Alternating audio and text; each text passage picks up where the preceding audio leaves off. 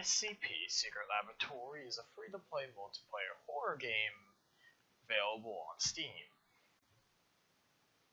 The game is designed after the single-player horror game SCP Containment Breach, which is itself based on the SCP Foundation lore, which is very, very big and very deep. And I'm not gonna get through all that in this video.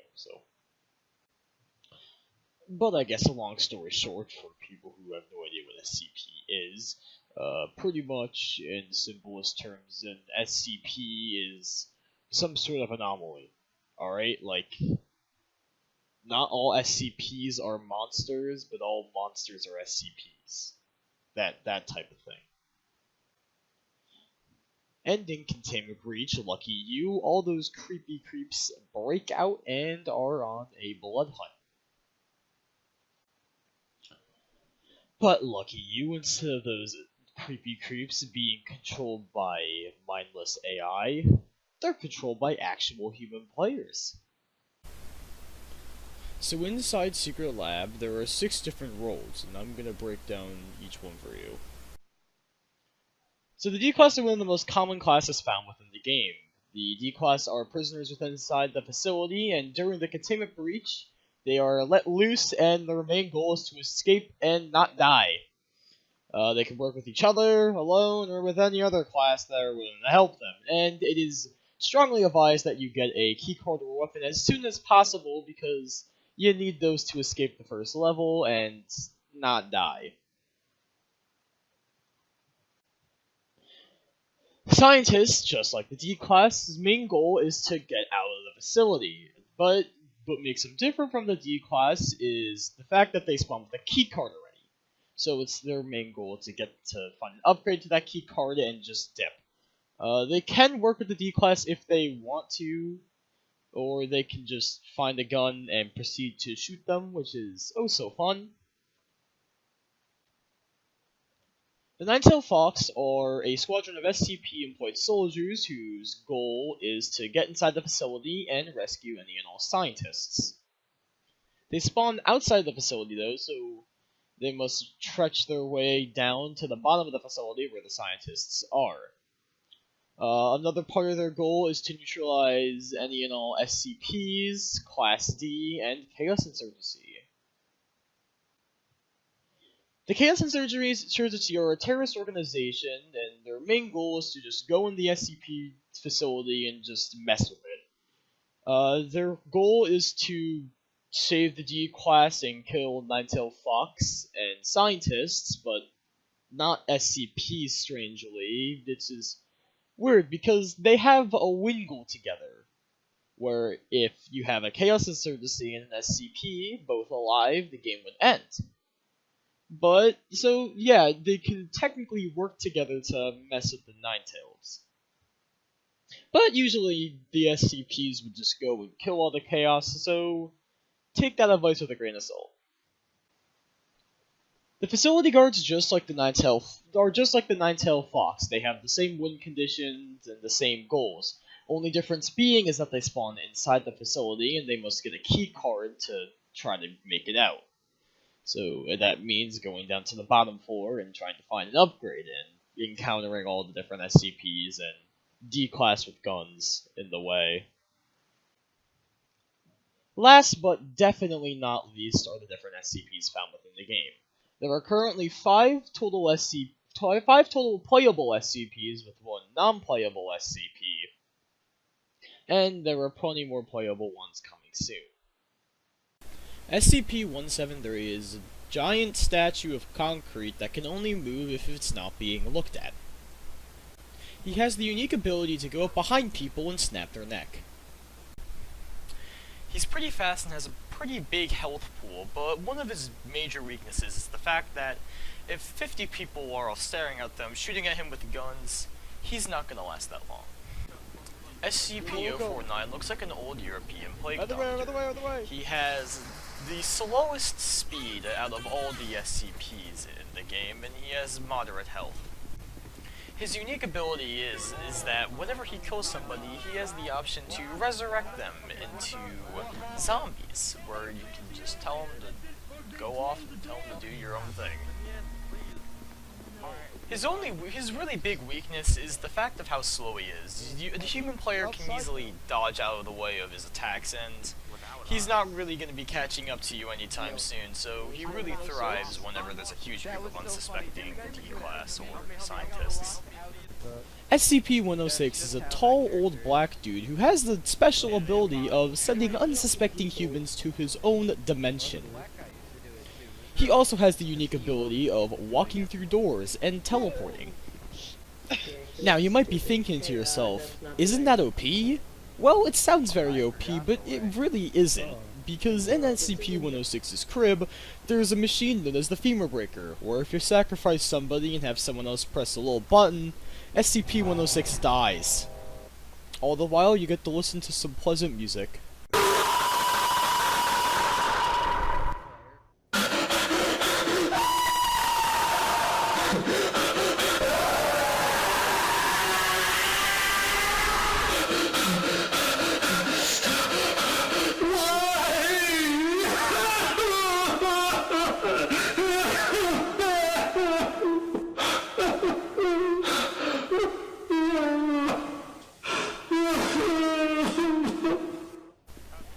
SCP-096 is a white humanoid thing with very, very long arms. His unique ability is the fact that if somebody looks at him, he goes batshit crazy and attempts to chase them down and kill them. While in this enraged state, he can also has the ability to break down doors and screams at the top of his lungs. This ability does have some time to power up, where if somebody looks at him, it takes like 5 seconds for him to, you know, fully start charging at the people, and it does have a cooldown of around like 20 seconds after between each enragement. 096 truly thrives besides 173 because they're polar opposites of each other. Because if you look at the duo, then 096 charges up, but if you don't look at them, 173 snaps their neck. So they're a force to be reckoned with together. SCP-939 are pretty much just dogs, but muscle. Well, that's what the community calls them at least, so I'm gonna call them muscle dogs. They have 3 unique abilities inside the game, one of which being is that there's 2 939s inside the game. You have one dog, and you have another dog. Their second unique ability is the fact that they can see moving players through walls. And their third unique ability is that they can talk to the human players. So, which leads to like a bunch of funny scenarios where you have 939 catfishing a bunch of people into letting them into a certain area and then proceed to killing all of them and just talking to the human players. It's really funny.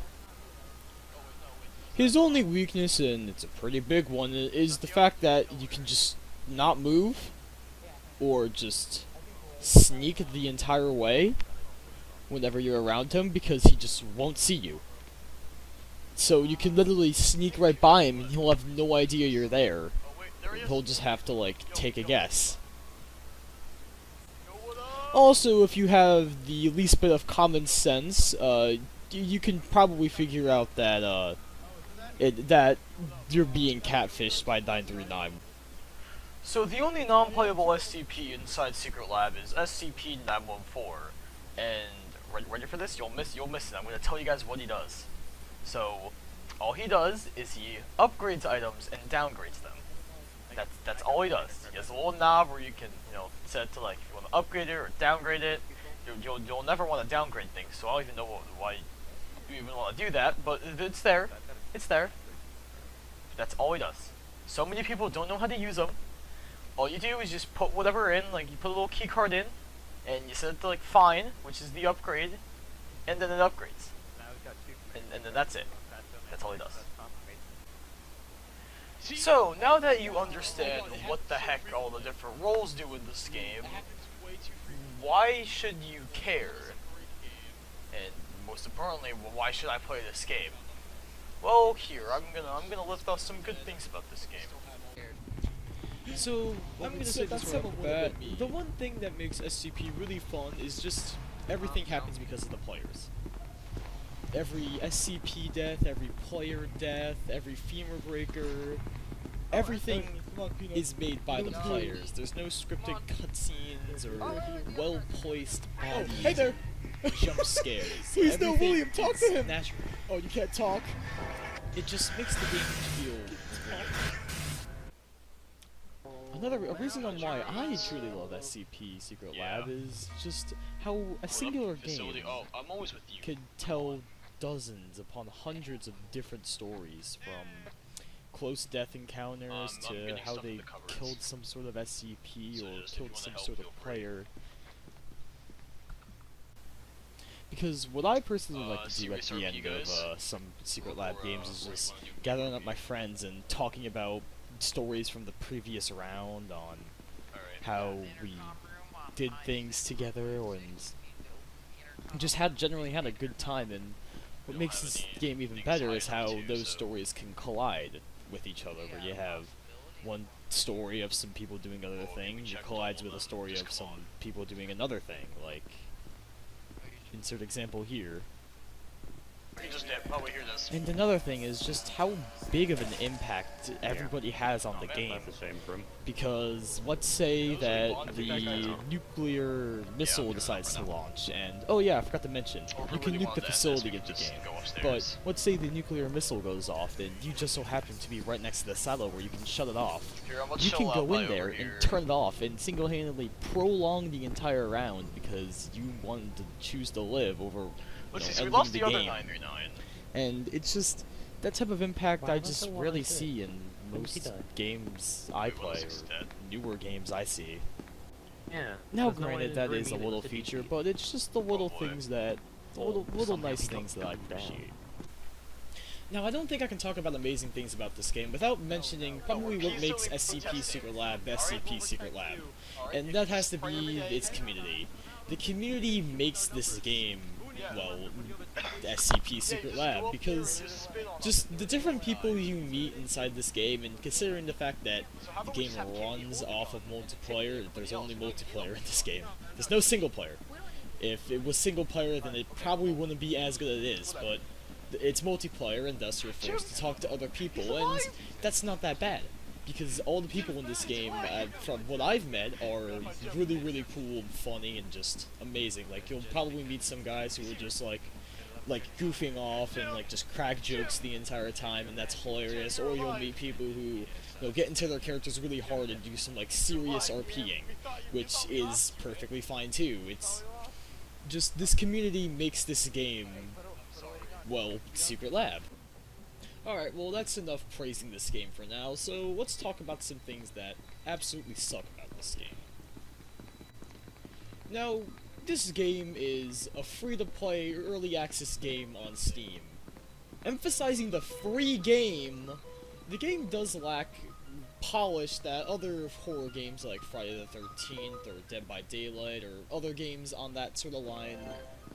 It lacks the polish that those games have, but it's still a solid game nonetheless. And yeah, there are bugs and glitches in the game, but no game's perfect. Every game has bugs and glitches. Without us. Falling within to the line of glitches, models do bug out a lot. That was so funny. Like, before they remade 106, he would T-pose, and whenever he would turn, it would appear like he would hold a gun. Also, the zombies T-pose, just look at them on the screen right now, just look at them. Oh, look, see, they're up there. That doesn't look normal. But, arguably, the worst part about this game is its understanding curve. It's not a learning curve, it's more or less an understanding how this game works, like, what everything does. The map layout's random, but just what everything does and what the heck you're doing. But that usually, how I would recommend solving it is just hopping into a game and just trying to figure out, just playing it. Like, log in a few hours in the game, you should get some sort of understanding, or just watch a how to play guide like this one right over here. Just link in this video. Both of us gain if you link in this video. But I currently have like 70 hours in the game, and I will admit when I did first play it, I kind of thought it was stupid because you know, it kind of looked stupid, and it just was really confusing because you get thrown out with all these different things at once and all these different rules, and it's very hard to take See you in. later, alligator. Literal And I do know alligator. some people who stopped playing this game just because of that understanding curve, and it's perfectly acceptable. I can understand why you would do that, and it kind of is a little bit ridiculous how there is no more tutorial for the game. Like, there was a tutorial, but it didn't really teach you all that much. But there really should be a tutorial for this game for the newer players, so they know what they're doing and what everything does. But again, just take a couple hours out of your day just to try to figure out how this game works, and trust me, you will not be disappointed whatsoever. Oh yay. So, Last my overall rating for SCP Secret Laboratory. Well, I just want to get this out of the way, and the game's fun. Like, without a doubt, Oh yeah. just if you can get over that understanding curve, the game's so much fun.